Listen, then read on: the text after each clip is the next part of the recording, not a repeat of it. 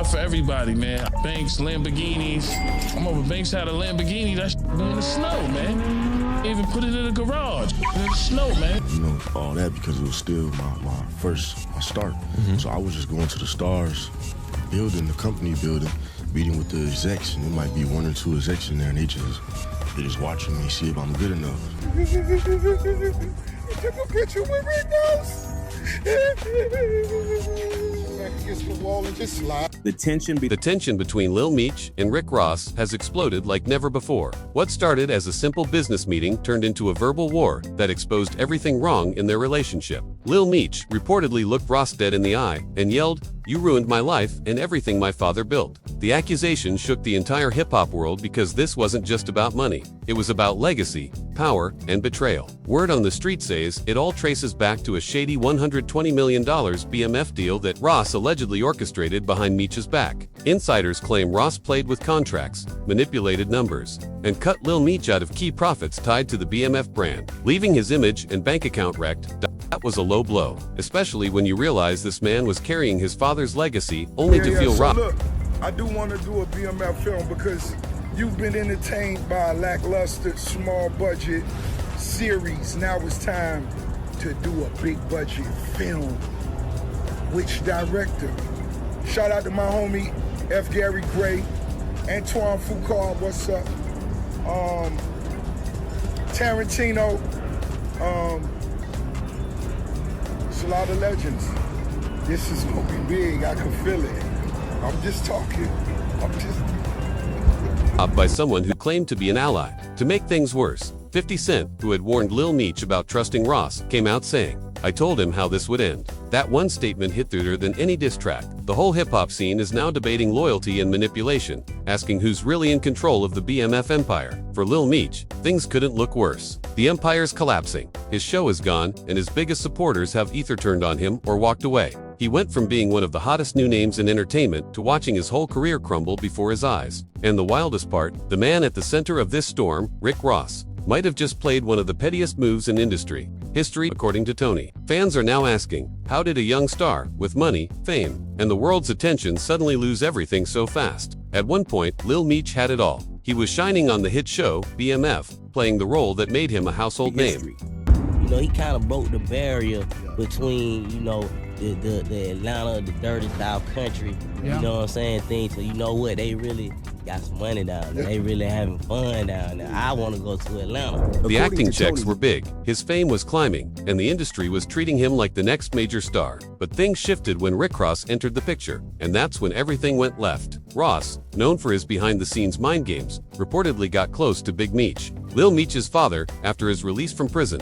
And make no mistake, that wasn't about friendship or family ties. It was about getting under 50 Cent's skin, reigniting one of the most toxic rivalries in modern hip-hop. Ross knew exactly what he was doing, using family connections to stir chaos in 50's empire. The aftermath was instant. In a shocking move, 50 Cent pulled the plug on the BMF series completely. Just like that, Lil Meech lost his main source of income and the platform that made him famous. No more million-dollar TV deals. No more red carpet moments. Relationships and progress vanished because Ross decided to turn real lives into pieces in his personal feud with 50.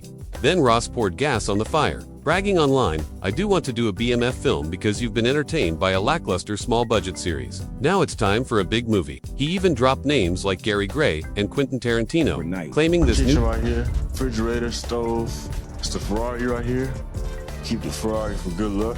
My Egyptian style furniture, the lion, I like that old school look. version would be legendary. But anyone paying attention knew this was just a slick way to take shots at 50's and try to hijack the BMF legacy for himself. Ross wasn't honoring the story. He was rewriting it for clout. To really understand how deep this mess goes, you have to go back in time. The connection between 50 Cent and Big Meech started in the early 2000s when BMF was more than just a name. It was a movement. Big Meech was running things like a kingpin of culture, known for wild parties, luxury cars, and a lifestyle dripping in money and power. His influence stretched far beyond the streets. It was hip-hop history in motion. Around the same time, 50 Cent was coming up heavy with his iconic album, Get Rich or Die Trying. Don't play with Will V on this post. He was changing the game with raw storytelling, and his rise matched the BMF wave happening in Atlanta. These two powerhouses connected naturally. It was respect meeting ambition. According to Tony Yo, 50 and Big Meech were real close. There was even a time when 50 chilled at Big Meech's house with a young Lil Meech running around the living room.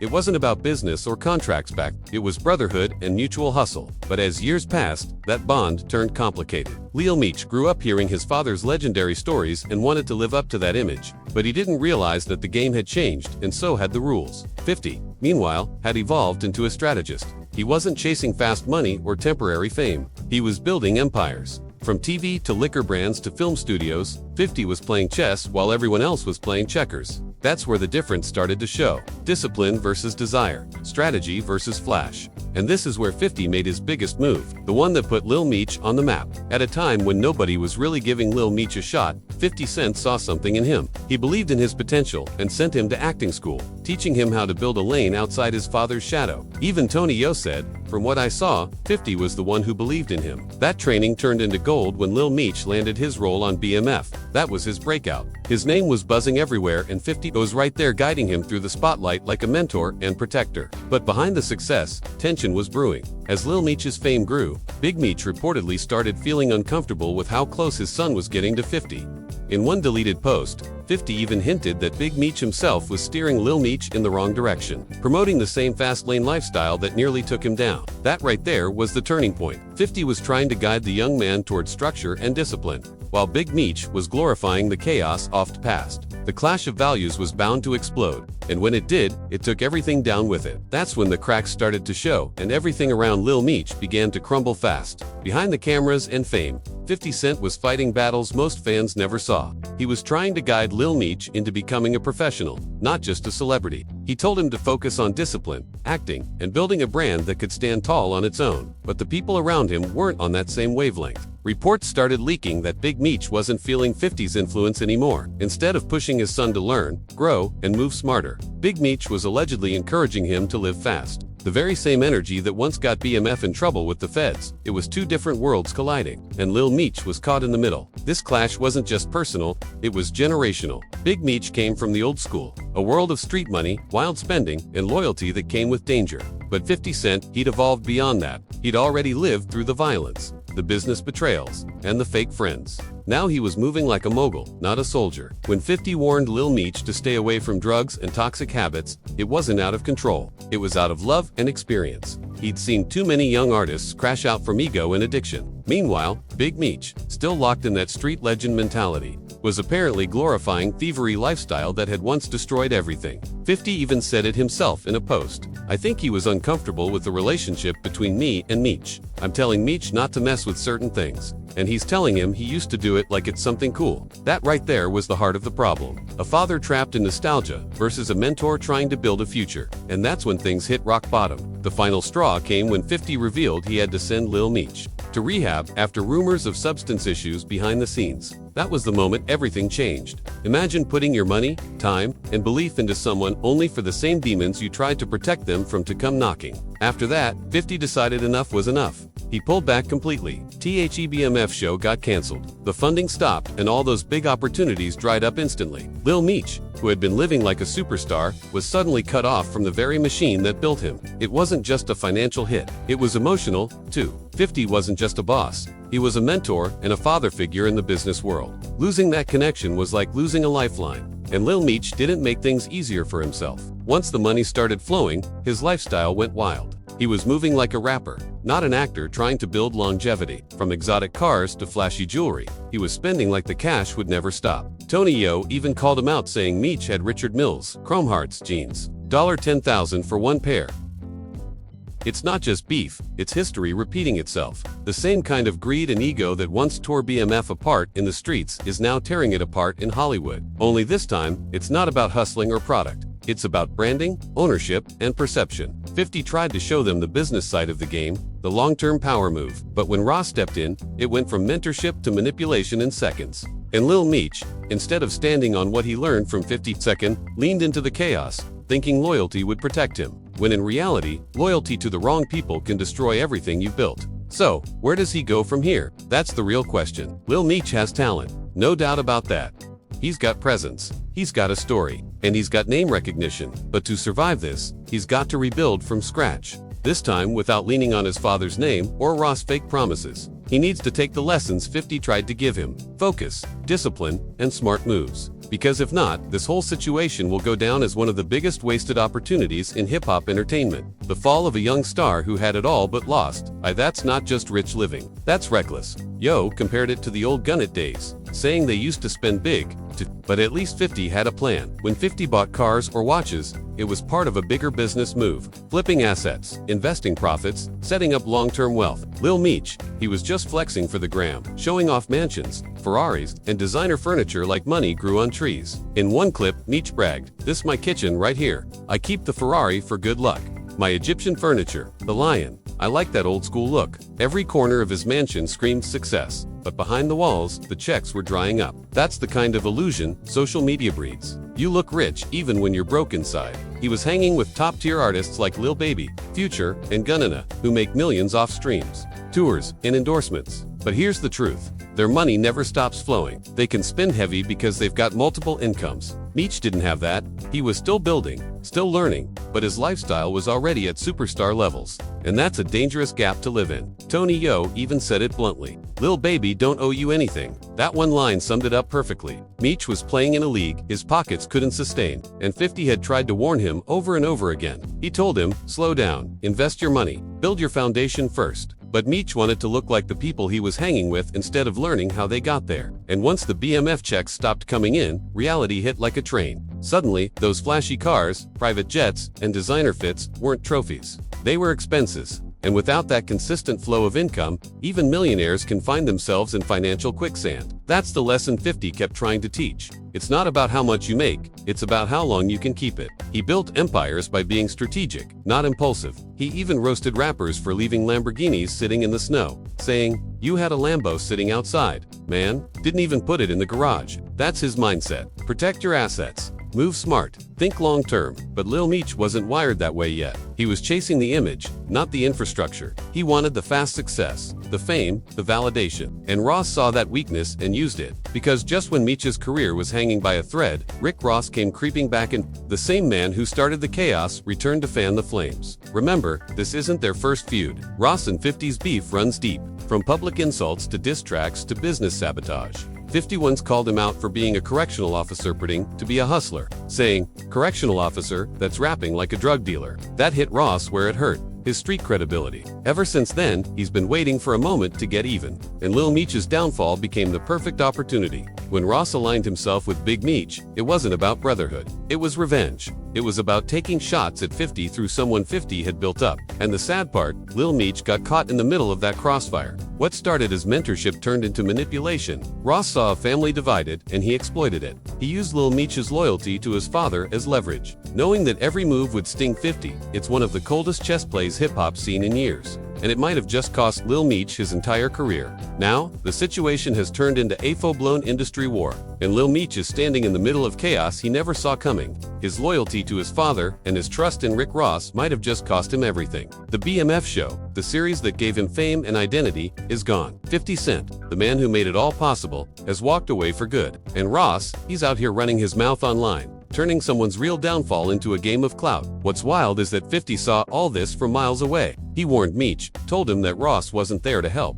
but to humiliate 50 through him. Still, Lil Meech didn't listen. He doubled down on loyalty to family, stood by Big Meech, and that emotional decision might have been his biggest mistake yet. The scary part is that this is bigger than a personal beef.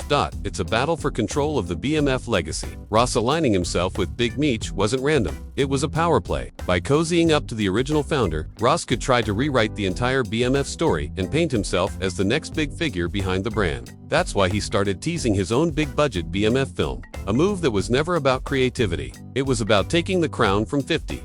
The idea of a Ross-led BMF project isn't about family or culture, it's about ego. He's not just trying to compete, he's trying to erase 50's version from memory. But in doing so, he's destroyed the career of the young man who carried that brand's face to a new generation. Lil Meech was supposed to honor his father's history and build something new. Instead, it's now tangled up in old grudges, backdoor deals, and bad decisions. At the same time, 50's frustration is understandable. He invested real money, time, and effort into building something authentic, not a street fantasy. When he backed Lil Meech, he was giving him a shot to transform his family's image, not reinforce the mistakes of the past. But once Ross and Big Meech linked up, 50 saw the writing on the wall. It was no longer about art or story. It was about pride. That's why he walked away and killed the show. Not because he wanted to hurt Lil Meech, but because he refused to let Ross or anyone else twist his work into a circus. That's cold, but it's business. And if there's one thing 50 knows how to do, it's cut losses and move smarter than the competition. Still, that decision left Lil Meech out in the cold. No show, no funding, no mentorship. He's got the fame, but no direction. And that's a dangerous combo. People who climb fast without a stable foundation tend to fall even faster. Look at what's happening now. No acting gigs, no solid deals, and rumors swirling about financial trouble. His lifestyle, once seen as a flex, is now catching up to him. The Ferraris, the $10,000 jeans, the Richard Miller watches. All that looks different when the money stops. Fans who used to praise him are now calling him out, asking how someone who had the golden ticket let it all slip away. It's a harsh reality check, and it shows what happens when image takes priority over structure. And then there's Ross, the puppet master of this whole mess. While Lil Meech is losing everything, Ross is using his name for attention, taking interviews and posting subliminals online. He knows exactly what he's doing. Stirring up drama keeps his name trending, but even that clout has a dark side. The industry is watching closely, and not everyone's impressed. Many insiders are calling Ross out for being messy, for turning mentorship into manipulation. The same man who talks about boss moves and generational wealth just helped destroy a young artist foundation. That's not business. That's betrayal, dressed up as strategy. And the wild part, Ross seems proud of it. As for Big Meech, his role in all this is just as complicated. On one hand, he's trying to protect his legacy and his son's connection to the BMF name.